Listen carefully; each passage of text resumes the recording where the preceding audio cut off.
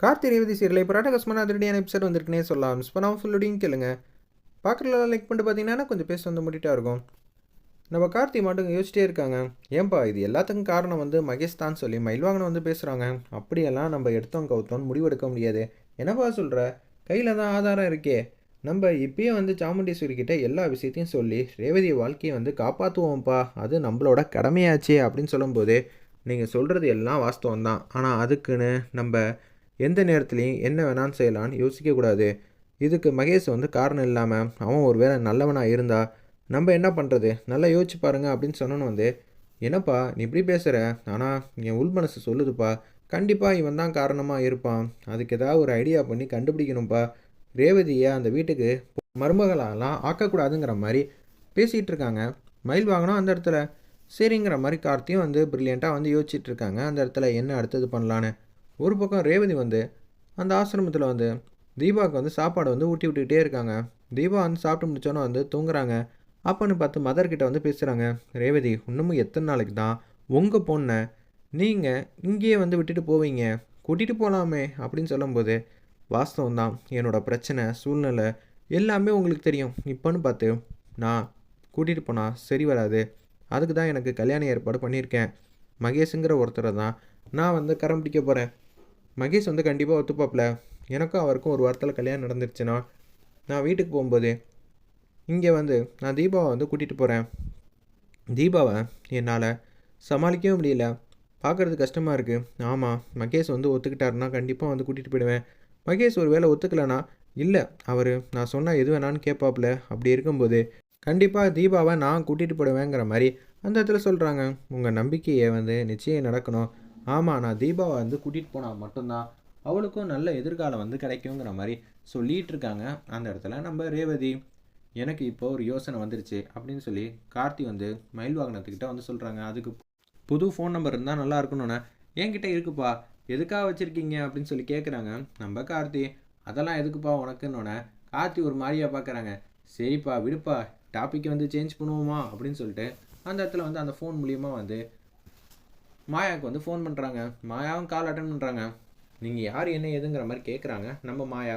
உடனே வந்து நான் யார் என்ன ஏதுங்கிற விஷயம் வந்து முக்கியம் இல்லை, நான் சொல்ல போகிற விஷயந்தான் ரொம்ப முக்கியமானது அப்படின்னு சொன்னோன்னு வந்து, ஏய் யாரா நீ முதல்ல அப்படின்னு சொல்லி ஃபோனை வந்து வச்சிடுறாங்க. என்னப்பா இவ கோச்சிக்கிட்டு ஃபோனை வந்து வச்சிடுறா, இவளே ஒரு தில்லாலங்கடி என்கிட்டயே வந்து பேசுகிறாளா, எடுத்தோடனே வந்து விஷயத்துக்குள்ளே வரேன்னு சொல்லி திருப்பி திருப்பி ஃபோன் பண்ணுறாங்க. உடனே வந்து எடுக்கிறாங்க. யாரா நீ எனக்கு ஃபோன் பண்ணிக்கிட்டே இருக்க, நான் தான் சொல்கிறேன்ல மல்லிகாவை உனக்கு தெரியுமா அப்படின்னு சொல்லி கேட்டோன்னே, மல்லிகாவா யாரு, நீ 4 நாள் முன்னாடி மல்லிகாவை பார்க்க போனியே, ஏன் எதுக்குன்னு தெரியுமா, ஏய் சும்மான்னு நிப்பாட்றா அப்படின்னு சொல்லி அந்த இடத்துல வந்து மாயா வந்து கொஞ்சம் திமிரா வந்து பேசுகிறாங்க.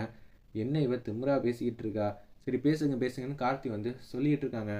ஓகே, அப்போ நான் இந்த விஷயத்தை எல்லாத்தையும் வந்து நீ மகேஷுக்கும் ரேவதிக்கும் கல்யாணம் பண்ணணும்னு சொல்கிறல்ல, சாமுண்டீஸ்வரி கிட்ட வந்து சொல்லிடுவேன் பார்த்துக்க, இல்லைனா எனக்கு நீ 1,00,000 ரூபா கொடுக்கணும் அப்படின்னு சொன்னோன்னு வந்து தூக்கி வாரி போட்டுருது அந்த இடத்துல நம்ம மாயாவுக்கு.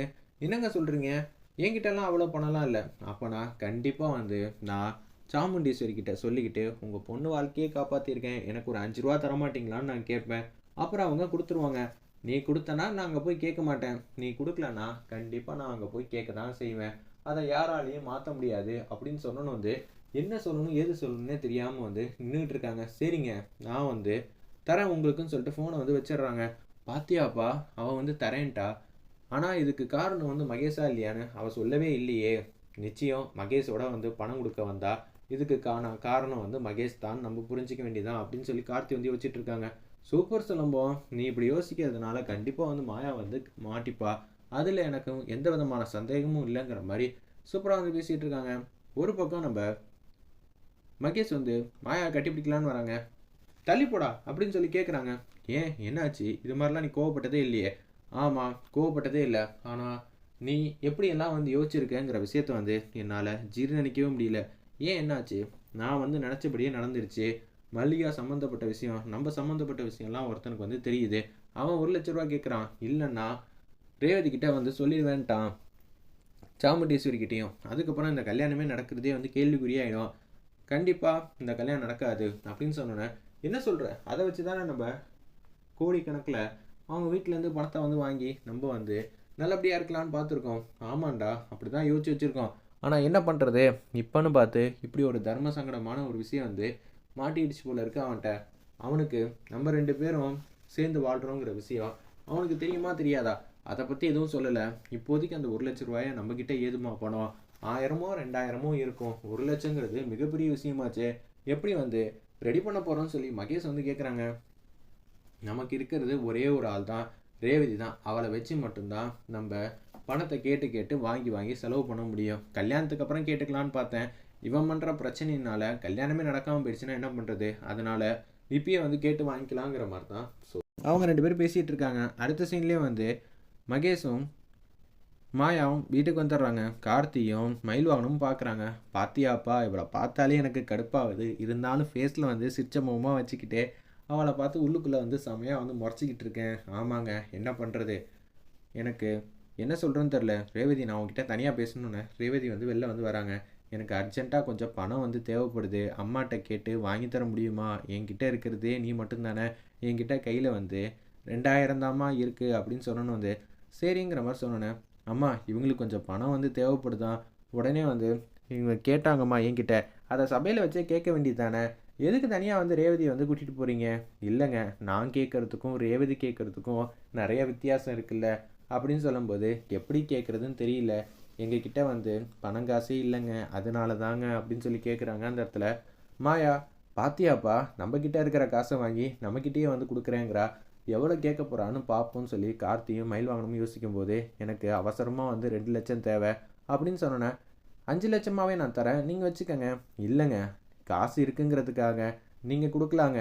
ஆனால் தேவைக்கு அதிகமாக நான் வாங்கக்கூடாதுங்க. அப்புறம் இதுவே பழக்கமாயிடுச்சுன்னா உங்களுக்கும் சரிப்பட்டு வராது, எனக்கும் சரிப்பட்டு வராது அப்படின்னு சொல்லிடுறாங்க. அந்த இடத்துல என்னங்க நீங்கள், உங்களுக்கு எவ்வளோ வேணுமோ வாங்கிக்கங்க. இதெல்லாம் நம்ம குடும்பம்.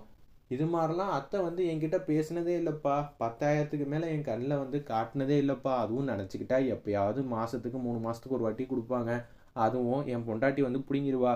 என்னப்பா லட்சக்கணக்கில் வந்து கேட்குறாங்க, இவங்களும் வந்து கொடுக்குறாங்க. நான் கேட்டதே 1,00,000 தானப்பா. என்னப்பா இவ்வளோ பெரிய தில்லாலங்கடியாக இருக்கா? 1,00,000த்துக்கு இன்னொரு 1,00,000 சேர்த்து வந்து கேட்டு காசை வந்து எடுத்துக்க பார்க்குறா. இவங்களை பற்றி இருக்கிற விஷயம்லாம் இப்போ தான் எல்லாமே புரிய வருது. பார்த்துக்கலாம். இதுக்கு நான் இவகிட்ட காசே கேட்காம இருந்திருப்பேனே. நம்மக்கிட்டே இருக்கிற காசை வாங்கி நம்மக்கிட்டேயே வந்து கொடுக்குறாளேங்கிற மாதிரி யோசிக்கிறாங்க. அந்த இடத்துல நம்ம மயில் வாகனமும் கார்த்தியும் சரிங்க பார்த்துக்கலாம் அப்படின்னு சொன்னோன்னு வந்து இப்பயே வந்து 2,00,000 ரூபாய்க்கான காசோலையை எடுத்துகிட்டு வந்து கொடுங்க அப்படின்னு சொன்னோன்னே, நம்ம சாமுண்டேஸ்வரி வந்து கையெழுத்து போட்டு மாதம் வந்து கொடுக்குறாங்க. வேறு லெவலில் இருந்துச்சுன்னே சொல்லலாம் அந்த சீன்லாம். உடனே வந்து கேஷுவலாக வந்து யோசிக்கிறாங்க. கார்த்தி வந்து திங்க் பண்ணிகிட்டு இருக்காங்க. கூடிய சீக்கிரம் எப்படி இருந்தாலும் வந்து மாட்ட தான் போகிறா. பார்ப்போம் இதுக்கு பின்னாடி மகேஷ் இருக்காரா இல்லையான்னு.